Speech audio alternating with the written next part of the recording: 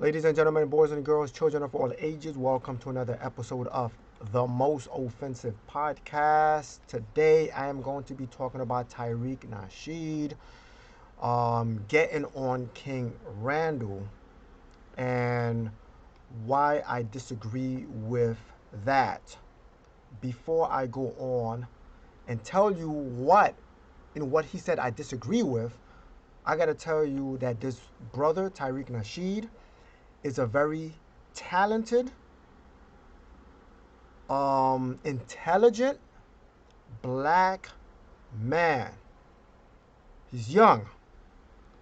He's doing work in the community. He's not just talking, he's also walking. All right? And just because I disagree with something that he said does not mean I throw him all the way. I could disagree with him with something and still follow him and still like what he's doing and still like what he stands for. But at the same time, I feel like when we're in the black community, I think we got to hold each other accountable without being divisive. I think we could sit at the table and discuss certain things without canceling each other. Okay? Because this brother is smart. He's an activist as well as a prominent movie maker. Can I put him in that category? I could. He's done one of my favorites. If you guys don't know who Tariq Nasheed is, I think you guys should check out the series Hidden Colors. Started back in 10 years ago, I guess 2011. I remember I used to be watching them stuff, and he is giving information and doing all of this research, putting it together brilliantly, may I say. And he's done great job. There's not a lot of people doing these type of stuff. So it's good that he's hitting that field. He's hitting it from that angle and feeding you as a chef would his people. He's feeding you with information that you may not get in universities, other colleges, or even black colleges, right? Another one of my favorites, I've watched twice, and I don't want to give it away, but I think you should go ahead and watch it for yourself, is 1804, The Hidden History of Haiti. I'm from Haiti, and there's things in there that I think, especially if you're Haitian, you would like to watch. Okay, the information in there is fire. The movie is fire, brilliantly done. The graphics, the stories behind it, and I mean, man, he goes deep. He goes deep, man. He gave props to all these Haitian leaders. So y'all should check it out. Dessalines, after you watch this, Dessalines is gonna be your favorite hero. But let me get to what I disagree with when he went off on King Randle. All right, I'm gonna play the video and I'm gonna stop it at certain points to kind of throw in or insert my disagreement.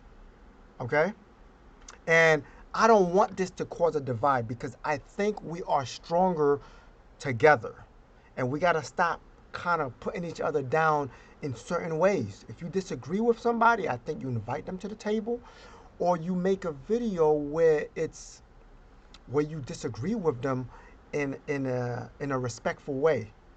All right? Let me roll the film. Listen to Tariq Nasheed. At the forefront. And also, we got to watch the people that are paraded around in front of us. Remember on my last broadcast, I was talking about this dude, that King Randle dude who was on Roland's show. And I told people something about this dude is off. Something about this dude is off. This dude is coming around these black power circles, this black empowerment circle. But there's a little coon vibe to this dude. I'm going to stop it right there. There's a coon. He's not calling them coon, but there's a coon vibe. When you start using words like like this, I'm not cool with some of these words because it kind of pushes people off. Okay, so like these words don't work on me, you know. So man, let me just continue. And we did some research. Sure enough, this dude's dad, this is him and that's his dad. This dude's dad is an FBI agent. I put this on my social media the other day. This dude, King Randle, his dad is an FBI agent, works for the Albany Police Department. This is something that was on the Albany Police Department's Facebook a couple of years ago. So this dude, King Randle, hid the fact that his dad is a cop and a federal agent. And this is verified, okay? This is from the Albany Police Department page. It was some kind of contest they had, and father and son, Mr. Andre Hardaway, gang detective for the DeKalb County Police Department, and also with the FBI, and Mr. Lakeith Randall, King Lakeith Randall, a young man driven, making plans to run for mayor. Okay. So again, we gotta watch people.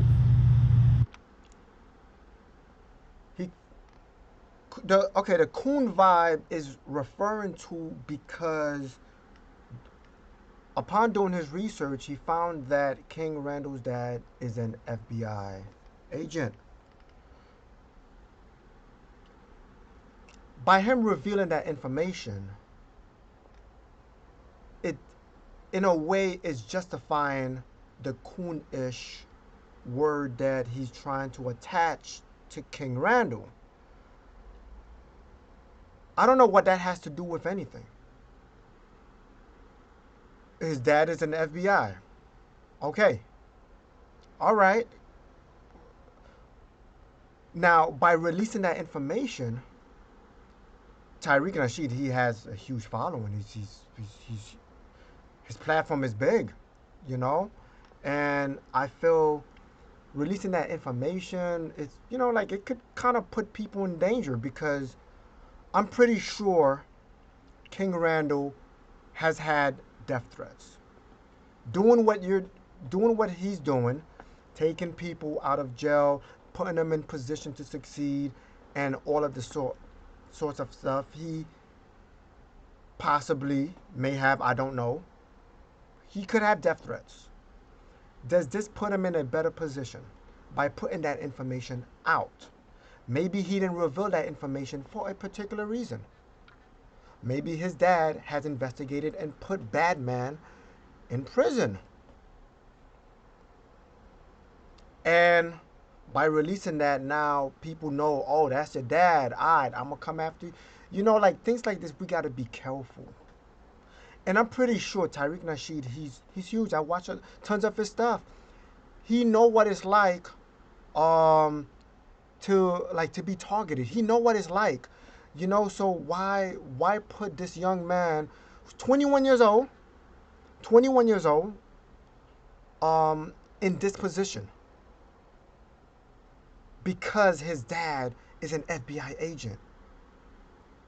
They have not done anything other than what we know the good to be. Okay? I understand you want to hold your brother accountable. I get it. Totally get it. But we got to be careful how we do that because sometimes the consequences could be something disastrous. And we want King Randall, we want Tariq Nasheed to put their heads together and work together for a greater good. Let me continue. We got to watch these people who show up in our spaces, guys. Especially when they get around us and start saying little suspicious stuff. We got to watch that stuff. Some people will say, well, damn, man, why we gonna cancel the brother, man? I mean, his dad and FBI there and everything, but what about all the good King Randle had done in the community? Nigga, please. Let me tell you something. William O'Neill, the man who set up Fred Hampton, did good in the community. If we gonna play that stupid ass game, just because somebody did good in the community, you better understand where they're coming from when they do this stuff. William O'Neill was out there feeding people for the free breakfast program. He was one of the main ones feeding people. And then at night, giving the damn feds the blueprints to Fred Hampton's home so they can go in and blow his damn brains out. So no, you're not going to get a pass just because you did the free lunch program, but then you out here with your FBI daddy talking about niggas deserve to get shot and all this stupid shit. No, we're not doing that now. Okay, I don't know if he saw something where he said something about, niggas deserving to get shot or whatever. I don't know. I need context in that. But what seems to be going on, and this is what happens in a lot of the black community, and why people cancel people, because now what he's doing is he's attaching things that historically happened. Just because you did good doesn't mean that that doesn't mean that you're not going to turn on us. And it's like a PTSD type of thing that's going on. Like, look at what happened in the past. They did good, but yet they were we found out that they had set us up. So that doesn't mean that King Randle is setting us up. But why can't we take the good for what it is until it's not? It's okay to keep your eye, but yet when you put in that, and I feel like it's a negative type of energy out there, it's not, what good is this doing? The young brother, he's 21 years old. Okay? He's 21. He's doing things that we talk about all the time. Many people are all about talking about opening up schools, teaching trades to young kids, taking them out of prison, making sure they don't go back. But the brother's 21 years old and he's doing it. I think we should concentrate and give props to what he's doing already instead of putting him down or having this PTSD as and connecting them with like other people who has deceived the black people. Because imagine people say that about Tariq Nasheed and say, yo, okay, you doing all this good stuff in the neighborhood. You're putting out great movies, great documentaries. How do I know you're not up to something? How do I know? So when someone come out like that, are they really giving you props? So this is the part that I actually disagree with. Let me continue because there's a little bit more that I want you guys to hear from the brother Tariq Nasheed. No. No. That don't give you a pass. We've seen that before. Darthard Perry. Remember him? That was another federal agent who would go to the Watts workshop program and he would do all the building of the stage and he would paint the building. He would do a lot of good stuff. But then the FBI gave him a cue. Then he burned the shit down. No. You're not going to get a pass just because you do a couple of good deeds and be like, hey, look at me doing good deeds. And then behind the scenes, you're burning the shit down. No, we're not playing that game, bro. No. We're not playing that game. We ain't playing the William O'Neill game. No, those are the main ones you need to watch. Some of these dudes who are going out, just popping up out of nowhere and just doing hey, look at how good I'm doing, guys. Look at all the good I'm doing. Look at what I'm doing for the community. Look at me, guys. When you see niggas like that, okay. Let me stop it right there and insert my opinion. Excuse me. The problem that I have with that comment in particular is many people would want to point at a black man and say, look at the drugs he's doing. Look how many times he's been in jail. All this black man is a basketball player. All he is a rapper, right? This guy, this black man got so many hoes. He's a baby father to like 4 different women, and we get all these negative, stereotypical type of thing attached to the black men that at some point we need to actually say, you know what? Look what I'm doing. I'm a young black man. I don't fit the typical role of what you call us or what you want us to be. I'm opening up schools. I am having young men in my house, teaching them trades, teaching them different type of skills so they could go out there into the world and be good human beings instead of going in and out of jail and doing drugs and doing all this type of stuff. I'm taking them out of that environment, putting them into a good environment. That's a better story. Rappers, they brag about how many women they slept with, how much times they get high in a day,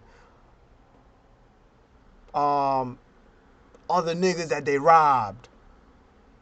You know how like the teardrops or how many bodies they got.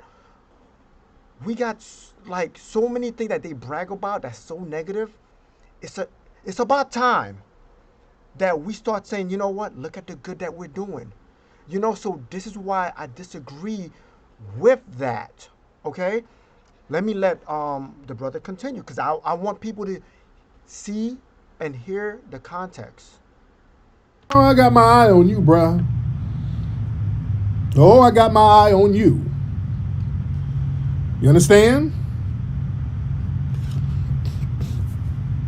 Yeah, when I saw dude talking, my spidey senses was going off listening to dude talk. See, he had a lot of folks fooled because he was going off on Roland and he was talking all this do for self talk. See, this is the thing. You see a lot of people who come around us and start using black empowerment talking points like do for self. We need to do for self. See, that's something that Elijah Muhammad would say. Okay, I'm gonna stop it right there and interject. Do for self, that's a good thing. Most I don't know. I think he might be kind of taking it wrong because again, his mentality is I've seen this before. We've been suckered, we've been bamboozled before by our own black people. And I'm not gonna put myself through that again. Tariq Nasheed, he is looking for hope. But I disagree with how he's going about it. I think, yes, we need to start doing for self. And again, Roland took that comment about doing for self in a way where he thought black people don't want government help at all, like remove the entire government away from our lives, which is not what doing for self is about. We don't want to rely on government. We want to be self-sustaining. We want to be able to not have to rely on government. Let those who can't do for self use the government. Government program like food stamps. We don't need to be on food stamps for the rest of our lives. We want to be able to sustain ourselves. Okay? Let me get to that part.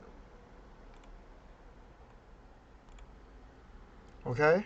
I'm gonna play this part because it kind of attach it to this. Okay? Those that's watching, please hit the like button. Please hit the share button. I put this thing together. I queued these videos so you guys can see and hear context and see what's going on. We cannot be against each other. We cannot be divided amongst each other. We got to start putting our ideas together and we need to realize that I cannot fight the same fight that Tariq Nasheed is fighting. He's doing these documentaries. Let him do that. I'm going to go do something else. Um, King Randle, he's doing something else. We all can't do everything at the same time together. We gotta take different lanes and attack. All right? Now, let's go back into this. Roland, roll it. And again, I'm not down in Roland. People who thought I was down in him, I disagree with how he goes about this because I feel like he is too democratic. And when you're too democratic, I got a problem with that. See, Tariq Nasheed, on the other hand, he calls out those other Democrats. He called them out. you know. And I just feel like Roland Martin, he's not about that, or he acts like he don't understand. But let me roll this short little clip that I want to share with y'all. All right. Again, government plays a role in being able to change the Oh, really, really. I'm not Really? satisfied. condition of the lives of people as well. If there are people who are restricting our access to the ballot, they're restricting our ability to be able to change the conditions of various communities.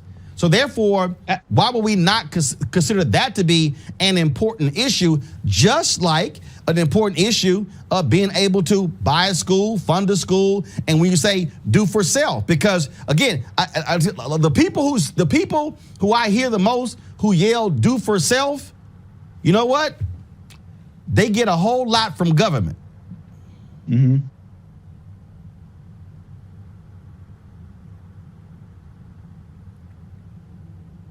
So when you say do for self, we can't divorce ourselves from the reality of the role that government plays. What Roland is simply saying is we need the government. We need to be attached to the government. But again, this is not what King Randle is saying. King Randle is just like, we don't want to depend fully on the government. Less government. Less. Not, we don't need any government. Let's roll it. Well, this Because is the in same fact, America. your school you bought, you have to, that has to be up to code, correct? Yes, absolutely. That's government. Okay. And so we can't, so this notion of removing ourselves from government just doesn't exist because we deal with it every single day. Well, in conservatism, we believe in less government. No, not they don't. just no government. Hold up. Less government. If conservatives believe in less government, why are they passing this bill, which is more government and actually is going to cost? You got. Hold up. This bill is going to cost. Conservative, Hold up. Here's the other deal. This bill is going to cost Georgia taxpayers $30 million more to make it harder to vote. That I would think, as a fiscal conservative, that's stupid. It is. I agree. So, if you agree with that, and if you agree that it makes no sense to limit Sunday voting, if you agree that it makes no sense banning outside funding of elections, and you agree that it makes no sense restricting early voting buses to emergencies, in your mind, so in your view, Republicans in Georgia should not be voting for this bill and making these changes, yes or no? Absolutely. Considering the pros and cons, yeah, definitely. I don't believe the bill should pass. Absolutely. Gotcha. And what do you make of black Republicans who say nothing about any of this, who frankly are silent in Georgia as this is happening? I'm very critical of black Republicans and black conservatives when they're not addressing the issues that directly affect us. Absolutely, I don't hold my tongue on that at all. If it's an issue that's directly affecting the black community, that's hurting us, absolutely they get chastised. From Candace Owens all the way down to whoever. Everybody gets chastised. From me, I believe we definitely all of us need some criticism, whatever side you on. And that's good. He's holding black conservatives like Candace Owens and the others accountable. And that's very important. What King Randle seems to be doing is he is not causing a divide. Like, you could simply and respectfully disagree with your brother or your sister, but it doesn't have to divide you, right? You can find common ground and build on that. Okay? Because Roland is getting conservative and Republicans confused because conservatives rely less on government, and King Randle is actually agreeing with Roland. So he's like, yes, I disagree with what is being passed in Georgia with the whole voter suppression thing. I disagree with it myself. Right? So, okay, let's move on. So, King Roland, I said King Roland. Roland Martin was just trying to find a way to not give this brother props. And it seemed as if that's coming from other black people. Like they just find it so fishy. Like, yo, why is he so young and why is he doing this? Like, I get it. We've been screwed up from like the past. We know our history. Oh, okay, like some people don't want the vaccine because of what happened with the Tuskegee experiment. Okay, and injecting black people with syphilis and seeing how that works and stuff like. So we get it, right? So we got this PTSD going on, like saying, yo, I don't know, I don't trust this stuff. I get it. But at some point, when you see what he's up to and what he's doing, I think at this moment, you got to give the brother props. Okay? There's another clip I wanted to play. Third clip, I want to finish this off with him. He was on OAN, and this is what he had to say. And I want to kind of end this off after this. I know this is a long, little podcast, but hopefully you guys see what I'm trying to piece together here. All right? It's been pretty positive. Of course, some people have, a different issue with me because I'm young, of course. And of course, I do consider myself conservative. So a lot of people have issue with that until I explain it. Many people in the black community, we love to, scream about Brother Minister Malcolm X and things like that. But people try to reduce Malcolm X down to violence. And that's not what he was about. He was saying, if you simply believe that you are in an oppressive system, why not create a system of your own? Why are you asking the system that you believe is oppressing you to help you out? Why not go start your own schools? And he also said, he was like, how are we going to have immigrants come to our country with nickels and dimes and no education, come here, set up stores, develop those stores into larger stores, develop those stores into industries, which creates job opportunities for their own kind. Brother Minister Malcolm X said he feels like that we're not in a moral position to point the finger today at the white man and claim that he's discriminating against us for not setting up jobs in his stores that we hadn't set up for ourselves. So how are we going to claim that the school system is not taking care of our children and teaching them what they need to know when we haven't created our own schools? Why haven't we created our own factories? Why are we still begging and pleading and asking when we can just simply go do for ourselves? And for people that believe that we can't do it, me and some teenagers just absolutely went and did it. We defeated the stereotype in at one time, the fourth poorest city in the United States. Crime rate super high. Our poverty level is super high, but we still went and made it happen because we believe that instead of asking politicians for anything, instead of begging the government for anything, I'm not asking Donald Trump for it. I'm not asking President Joe Biden for it. We're not asking any politicians around our communities for anything because as long as we keep asking them for stuff, our communities are going to remain in turmoil. I have to stop it right there. Okay, everything that he says is on point. It explains to you what a black conservative is, the mindset, okay, doing for self, being an entrepreneur, putting people in position to be successful, going out there not looking for handouts, okay? If it happens to be there, the handout are there to kind of put you in this position so you can keep riding by yourself, okay? But people got to understand, we need more action like this. He's not talking, he is walking it, okay? He is walking the talk, basically, as we say out there in the streets, So he's about that lifestyle. It looks like he's doing pretty good. And of course, we need to hold each other accountable. I get all that. I'm with that. So with what Tariq Nasheed said, I am not talking down on him. You know what I'm saying?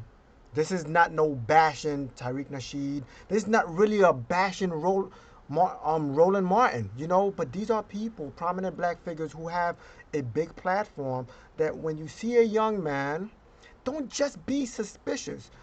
Uplift what he's doing. Show what he's doing so other people can see the positivity, and young black males may be able to see that and emulate that and use that in their life to uplift themselves, okay? Because we've seen too much brothers killing themselves, doing drugs, prostitution, and all of this type of stuff, all of this negative stereotype. We see too many of this that's happening in our black community. We need to see more faces like this and not be suspicious just because someone is doing something good, just because they taking people out of jail, bringing them into their home, feeding homeless people and all of that. We cannot be suspicious all of the time, because this is what caused division. This is what causes the divide, and we could never come together to build something up. Who knows? This is what the white man wants us to do. They want us to be divided amongst ourselves. They want us to be suspicious against ourselves. Look what happened with Malcolm X. Okay, so let's build this brother up. Let's make him go viral. Let's let him have even more followers, so people are in tune that, yo, we are more than thugs. We are more than rap stars. We are more than ball players. Okay? We could be leaders in a community. We could uplift the community. We don't need the government. Yes, we could use the government as a starting point to build upon that, but we don't have to rely on it. That's my take on this whole drama that's going on around King Randle. Okay, that's my take. Please subscribe to the video. Subscribe to my channel. I'm going to try and come up with more of these type of videos like these, showing positive black young role models. You know, again, check out Tariq Nasheed documentaries. Great stuff. Okay? Don't be mad at him because of what he said. Just understand where he's coming from, but at the same time, hold him accountable. And if you see anything with King Randle, hold him accountable. You know what I'm saying? Like, hold me accountable to how I'm presenting the videos, because what I want to do is actually bridge the gap that we have amongst each other. Okay? This is the most offensive podcast ever. I'm Slimmy V. God bless, stress less, and let Yahweh give you rest. I'm out. Peace.